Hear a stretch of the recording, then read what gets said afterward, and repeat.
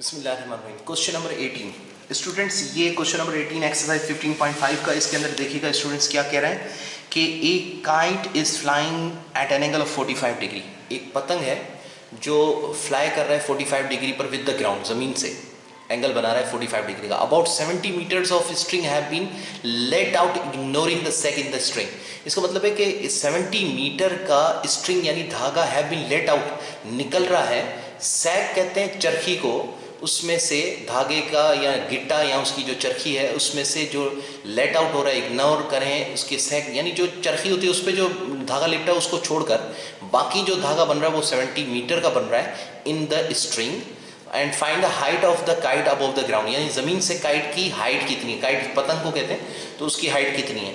तो स्टूडेंट्स इसकी फिगर हम बना रहे हैं, वो देखिएगा किस तरीके से ड्रॉ हो रही है कि ये काइट है। लेट सपोज करते हैं यहाँ पर ये काइट है और इस काइट का ये जो धागा है वो 70 मीटर का है।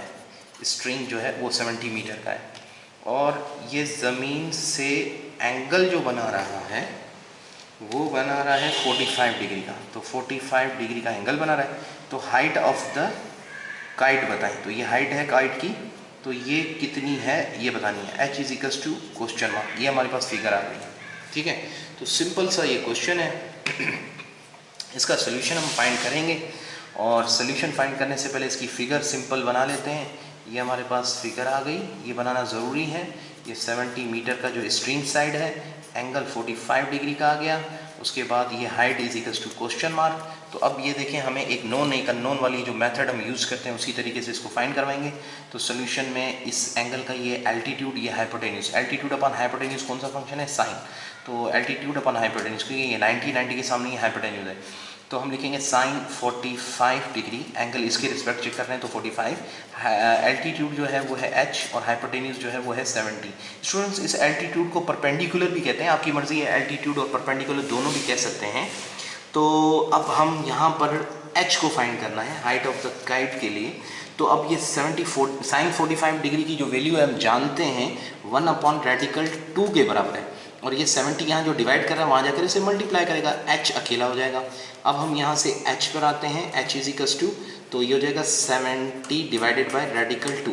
तो हम कैलकुलेटर पे इसको चेक करेंगे कि हमारे पास 70 और डिवाइडेड बाय 70 और 70 के बाद है डिवाइडेड बाय, तो यहाँ कर लेते हैं इसको ताकि आपको नज़र भी आ जाए।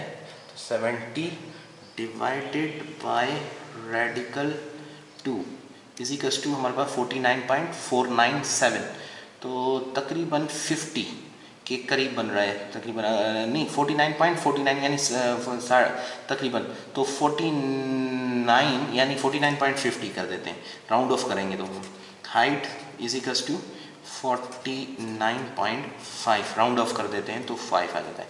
तो 49.5 और ये मीटर में था तो मीटर लिख देंगे। तो हम कहेंगे हाइट ऑफ द काइट, यहाँ पर हम आंसर में लिखेंगे height, HEIGHT, height of kite. ठीक है, काइट की जो हाइट है फ्रॉम द ग्राउंड वो ये हमारे पास है और ये इसका आंसर आ गया। ये क्वेश्चन नंबर हमने हल किया अभी, क्वेश्चन नंबर 18 स्टूडेंट्स। ये फिगर ये हमने बनाई रफिस और उसके बाद उसको सिंपली सॉल्व कर लिया कि फंक्शन कौन सा है। बस ये फंक्शन अगर हम समझ लेते हैं कि कौन सी साइड और किसके रिस्पेक्ट, तो हमें सारी चीज़ें फाइंड करना आसान है। अच्छा, अब जो हम नेक्स्ट क्वेश्चन है वो क्वेश्चन नंबर है 19 और क्वेश्चन नंबर 19 को स्टूडेंट्स देखिएगा कैसे है।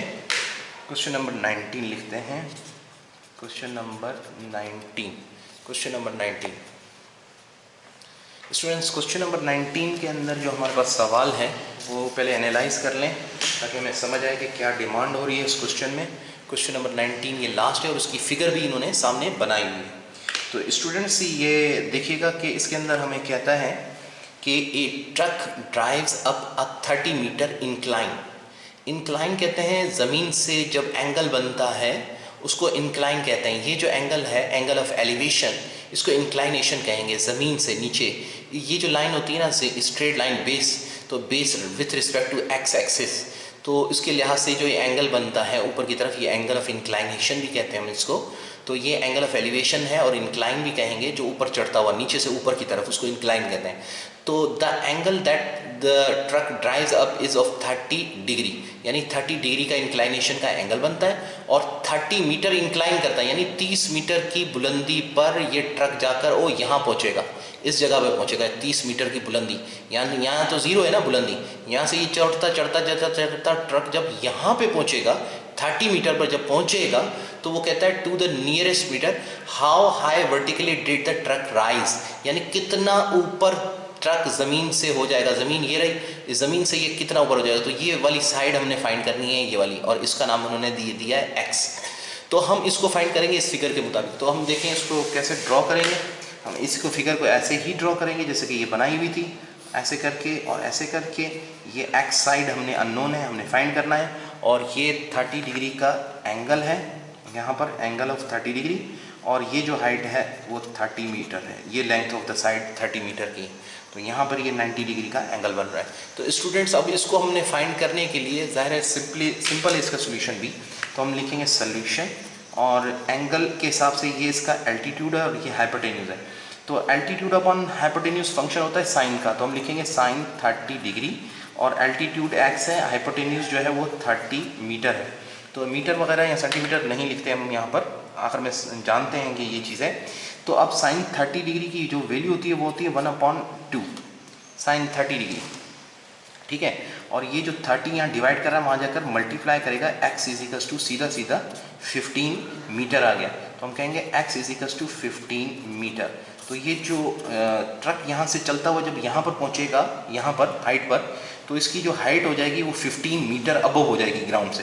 तो हम कहेंगे हाइट ऑफ द ट्रक, हम कहेंगे हाइट ऑफ ट्रक, यहाँ पर ये हमारा आंसर है। उन्होंने पूछा था कितना होगा हाइट ऑफ द ट्रक कितनी होगी, तो ये इसका आंसर आ गया। ये क्वेश्चन नंबर 19 लास्ट क्वेश्चन था इस एक्सरसाइज का। तो स्टूडेंट्स आपने देखा कि बहुत ही सिंपल है ट्रिग्नोमेट्री, ठीक है। ओके, अगर कोई प्रॉब्लम है तो मुझसे पूछ लीजिएगा, डिस्कस कर लीजिए।